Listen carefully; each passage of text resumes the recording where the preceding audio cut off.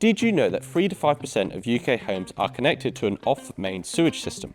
That means if you're buying a house in a rural area, there's a very good chance it's either connected to a septic tank or a sewage treatment plant. So it's a part of the deal of the purchase of the property.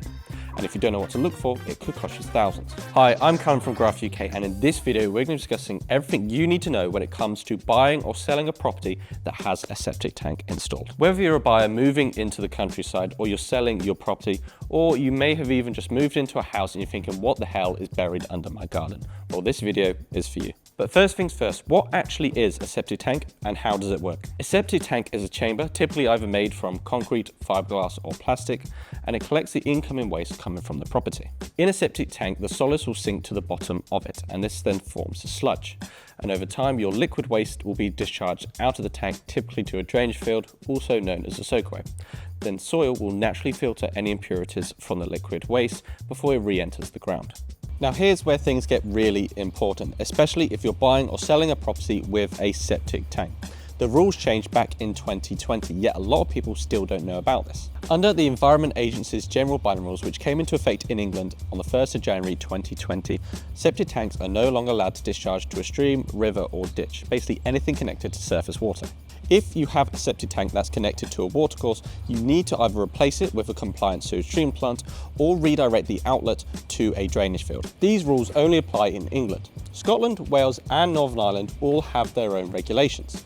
However, the consensus across the board is all the same: tighter control on private drainage. If your property is in a groundwater source protection zone, then the rules can be even stricter.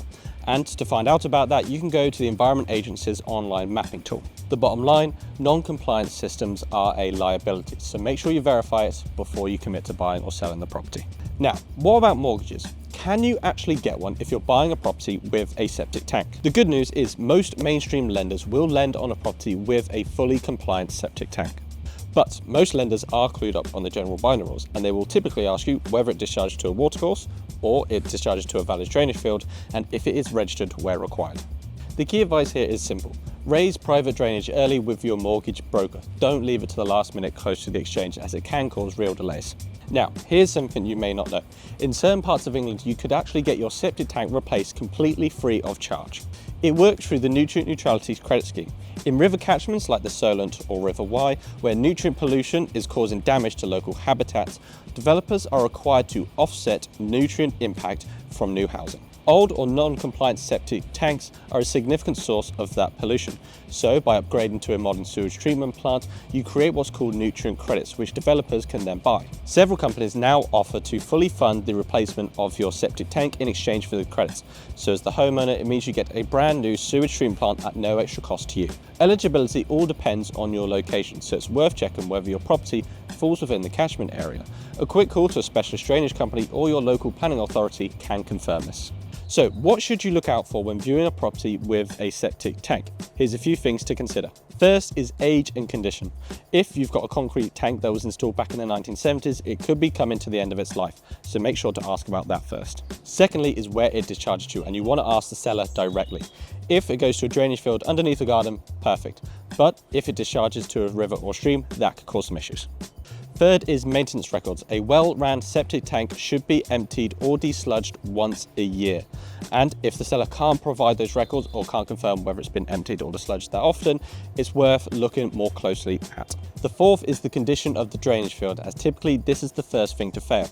You want to keep an eye out for waterlogged ground, unusually lush patches of grass above the field, and any unpleasant smells coming from it, as these can be very expensive to replace and they're not as straightforward as you might think. And the fifth thing to think about is location. A drainage field must be up to 10 meters away from any watercourse and up to 50 meters away from any water abstraction point.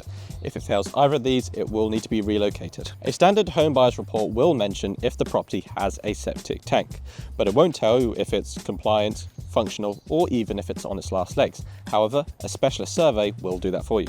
A good drainage survey will confirm if there's any physical defects, the discharge point, and if it currently meets regulations. And it will also give you a condition report that you can use in negotiations. A typical drainage survey could cost you anywhere between £300 and £500. Now, I understand that may seem like an additional expense when it comes to buying a property. However, if you compare that to having to replace to a modern sewage treatment plant, that could cost you anywhere up to £10,000 to £15,000 to have it installed. So when you compare the two, it's actually an easy decision to make. If the survey flags any problems, don't worry, you've got some options. You could either renegotiate the price, you could ask the seller to sort it before exchanging, or you could factor it into your offer. Remember, knowledge is leverage. Let's talk about what it actually costs and what it means to live in a property with a septic tank day to day. The main ongoing cost with a septic tank is having it desludged once a year. This is typically done by a qualified desludging company. This can typically cost you around £150 to £300 a year. If you skip this for too long, sludge can build up inside the tank over time, and it can make its way to the drainage field, which is one of the common causes for issues with them. You'll also need to be mindful of what makes its way into your septic tank, as wet wipes, nappies, strong chemical cleaners and cooking fats can disrupt your septic tank, as it can disrupt the natural bacteria process that builds up inside it. You'll also need to look after your drainage field too. This means no heavy machinery over the top of it, no hard landscaping to compact the soil, and no deep-rooted trees or shrubs to potentially disrupt the pipework. In essence, a septic tank is very easy to manage. However, if you ignore it for too long, it could mean your bills stack up over time. If you're selling a property with a septic tank, transparency is everything. The TA6 property information form, which you fill out as part of the conveyancing process, will ask you directly about drainage arrangements. This is something you must answer honestly, as misrepresenting or concealing a problem with your septic tank could cause a misrepresentation claim after completion of your sale, which is a very serious legal issue.